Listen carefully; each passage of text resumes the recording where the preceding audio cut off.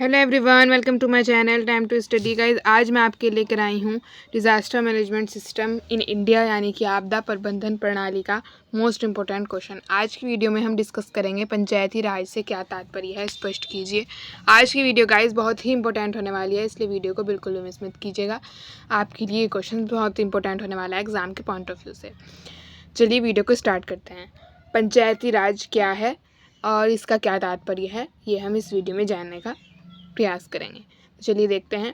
पंचायती राज व्यवस्था ग्रामीण भारत की स्थानीय स्वशासन की प्रणाली है। जिस तरह से नगर पालिकाओं तथा उप नगर पालिकाओं के द्वारा शहरी क्षेत्रों का स्वशासन चलता है, उसी प्रकार पंचायती राज संस्थाओं के माध्यम से ग्रामीण क्षेत्रों का स्वशासन चलता है। पंचायती राज संस्थाएं 3 हैं, यानी कि इसमें बताया गया है जिस तरह नगर पालिकाओं और उप नगर पालिकाओं के द्वारा शहरी क्षेत्रों का स्वशासन चलता है, इसी प्रकार ग्रामीण क्षेत्रों का स्वशासन पंचायती राज संस्थानों के माध्यम से चलता है। और ये संस्थाएं 3 हैं। पंचायती राज संस्थाएं जो हैं वो 3 हैं। पहली है ग्राम के स्तर पर ग्राम पंचायत, ब्लॉक तालुका स्तर पर पंचायत समिति, और थर्ड है जिला स्तर पर जिला परिषद। चलिए हम आगे देखते हैं। इन संस्थाओं का कार्य आर्थिक विकास करना, सामाजिक न्याय को मजबूत करना तथा राज्य सरकार और केंद्र सरकार की योजनाओं को लागू करना है, जिसमें 11वीं अनुसूची में उल्लेखित 29 विषय भी हैं। ओके, तो आप ये पॉइंट्स ध्यान से देखते चलना कि जिसमें 11वीं अनुसूची में उल्लेखित 29 विषय भी हैं। ओके, चलिए आगे देखते हैं। भारत में प्राचीन काल से ही पंचायती राज व्यवस्था अस्तित्व में रही है। आधुनिक भारत में प्रथम बार तत्कालीन प्रधानमंत्री जवाहरलाल नेहरू द्वारा राजस्थान के नागौर जिले के बगधरी गांव में, मोस्ट इंपोर्टेंट लाइन है गाइस, ध्यान से देखिए, बगधरी गांव में 2 अक्टूबर 1959 को पंचायती राज व्यवस्था लागू की गई। भारत में ब्रिटिश शासनकाल में लॉर्ड रिपन को भारत में स्थानीय स्वशासन का जनक माना जाता है। ओके, ये गाइस आपको वन लाइनर क्वेश्चन में यानी कि वन लाइनर में या एमसीक्यू में भी पूछा जा सकता है कि भारत में प्रथम बार तत्कालीन प्रधानमंत्री जवाहरलाल नेहरू द्वारा राजस्थान के किस ज़िले में या किस गांव में पंचायत राज व्यवस्था लागू की गई, या किस प्रधानमंत्री के समय में लागू की गई, या किस प्रधानमंत्री के द्वारा लागू की गई और कब की गई। तो आपको ये सब चीज़ें लर्न करके रखनी है कि तत्कालीन प्रधानमंत्री यानी कि उस टाइम प्रधानमंत्री जवाहरलाल नेहरू थे, उनके द्वारा राजस्थान के नागौर ज़िले के बगधरी गांव में 2 अक्टूबर 1959 को पंचायती राज व्यवस्था लागू की गई। और भारत में ब्रिटिश शासनकाल में लॉर्ड रिपन को भारत में स्थानीय स्वशासन का जनक माना जाता है। ओके, तो आई होप यहाँ तक आप सबका क्लियर हो चुका होगा। आ गया गाइज, वर्ष 1882 में उन्होंने स्थानीय स्वशासन संबंधी प्रस्ताव दिया। 1919 के भारत शासन अधिनियम के तहत प्रांतों में दोहरे शासन की व्यवस्था की गई तथा स्थानीय स्वशासन को हस्तांतरित विषयों की सूची में रखा गया। स्वतंत्रता के पश्चात वर्ष 1957 में योजना आयोग, अब नीति आयोग द्वारा सामुदायिक विकास कार्यक्रम वर्ष 1952 और राष्ट्रीय विस्तार सेवा कार्यक्रम वर्ष 1953 के अध्ययन के लिए बलवंत राय मेहता समिति का गठन किया गया। नवंबर 1957 में समिति ने अपनी रिपोर्ट सौंपी, जिसमें त्रिस्तरीय पंचायती राज व्यवस्था ग्राम स्तर, मध्यवर्ती स्तर और जिला स्तर लागू करने का सुझाव दिया गया। आई होप गाइस यहाँ तक आप सबका क्लियर हो गया होगा। बहुत इजी लैंग्वेज में लिखा हुआ है गाइस, समझाने की कोई मुझे ज़रूरत लग नहीं रही है, आपको एक बार ही पढ़कर ये सब याद हो जाएगा। वर्ष 1958 में राष्ट्रीय विकास परिषद ने बलवंत राय मेहता समिति की सिफारिशें स्वीकार की। कब स्वीकार की? 1958 में। तथा 2 अक्टूबर 1959 को राजस्थान के नागौर ज़िले में तत्कालीन प्रधानमंत्री जवाहरलाल नेहरू द्वारा देश की पहली त्रिस्तरीय पंचायत राज का उद्घाटन किया गया। यहाँ तक गाइस सब कुछ क्लियर होगा, आई होप सो। तो चलिए आगे देखते हैं।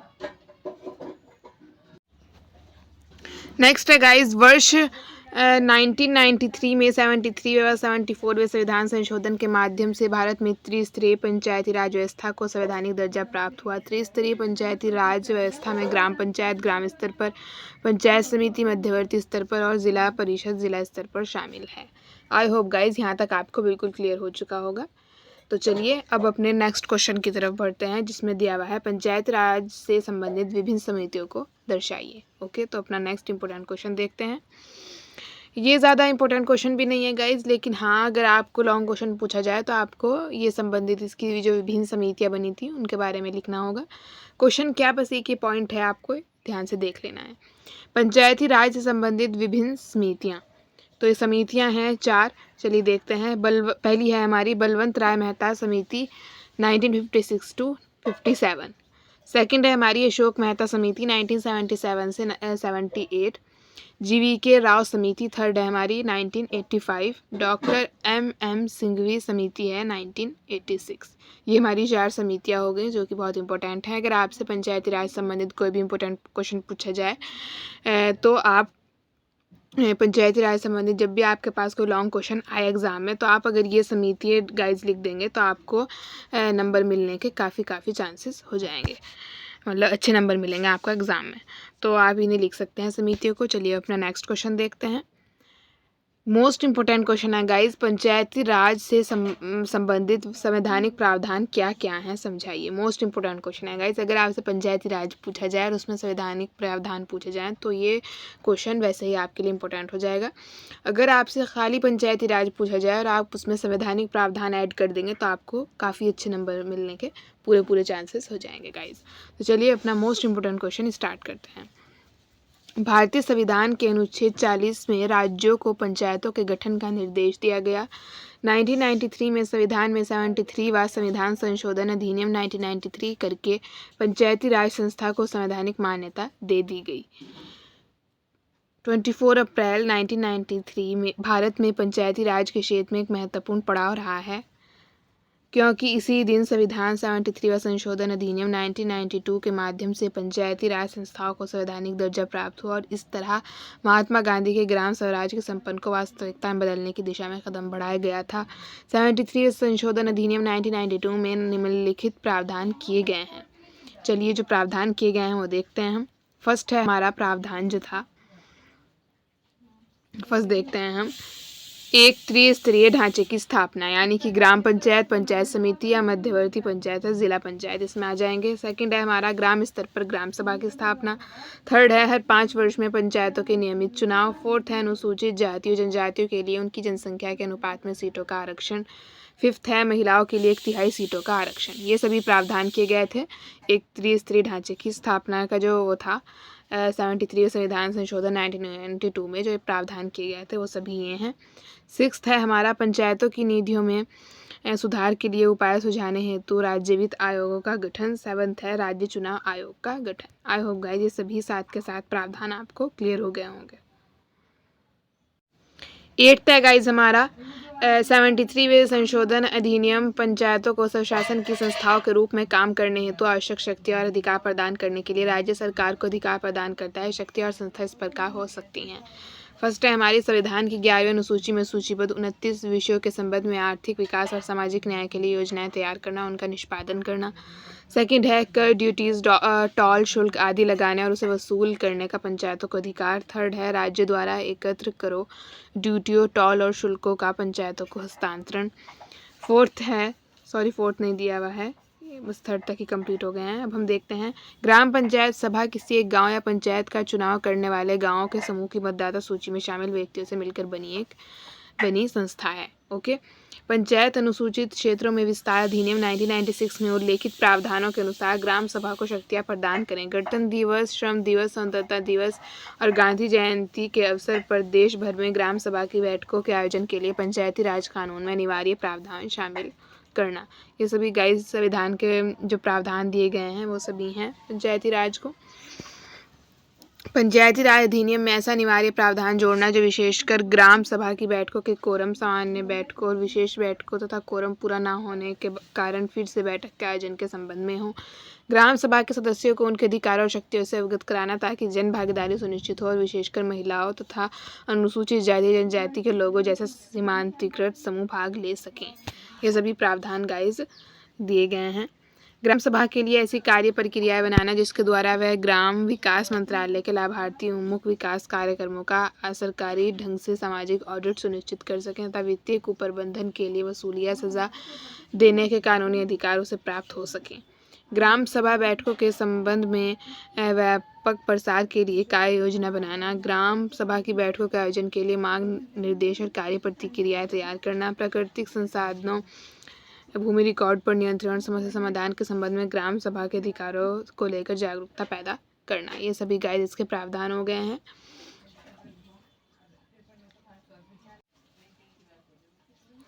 अब हम अपना नेक्स्ट क्वेश्चन देखते हैं गाइस। पंचायती राज की सफलता में चुनौतियों पर प्रकाश डालिए। पंचायती राज की सफलता में चुनौतियां निम्न प्रकार हैं। चलिए देखते हैं हम अपना क्वेश्चन। फर्स्ट है हमारा, पंचायतों के पास वित्त प्राप्ति का कोई मजबूत आधार नहीं है। उन्हें वित्त के लिए राज्य सरकारों पर निर्भर रहना पड़ता है। ज्ञातव्य है कि राज्य सरकारों द्वारा उपलब्ध कराया गया वित्त किसी विशेष मद में खर्च करने के लिए ही होता है। गाइस ये सभी जो चुनौतियां आई हैं उनके बारे में बात की गई हैं। सेकंड है, कई राज्यों में पंचायतों का निर्वाचन नियत समय पर नहीं हो पाता है। थर्ड है, कई पंचायतों में जहां महिला प्रमुख है वहां कार्य उनके किसी पुरुष रिश्तेदार के आदेश पर होता है। महिलाएं केवल नाम मात्र की प्रमुख होती हैं। इससे पंचायतों में महिला आरक्षण का उद्देश्य नकारात्मक रूप से प्रभावित होता है। फोर्थ है, क्षेत्रीय राजनीतिक संगठन पंचायतों के मामले में हस्तक्षेप करते हैं जिससे उनके कार्य या निर्णय प्रभावित होते हैं। फिफ्थ है, इस व्यवस्था में कई बार पंचायतों के निर्वाचित सदस्यों एवं राज्यों द्वारा नियुक्त पदाधिकारियों के बीच सामंजस्य बनाना मुश्किल होता है जिससे पंचायतों का विकास प्रभावित होता है।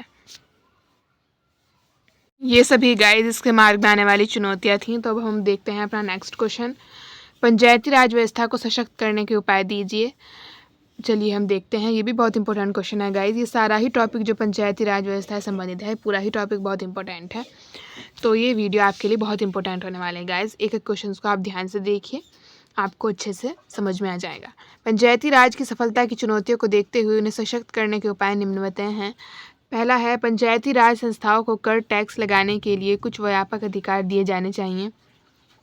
पंचायती राज संस्थाएं खुद अपने वित्तीय साधनों में वृद्धि करें। इसके अलावा 14वें वित्त आयोग ने पंचायतों के वित्त आवंटन में बढ़ोतरी की है। इस दिशा में और भी बेहतर कदम बढ़ाए जाने की ज़रूरत है।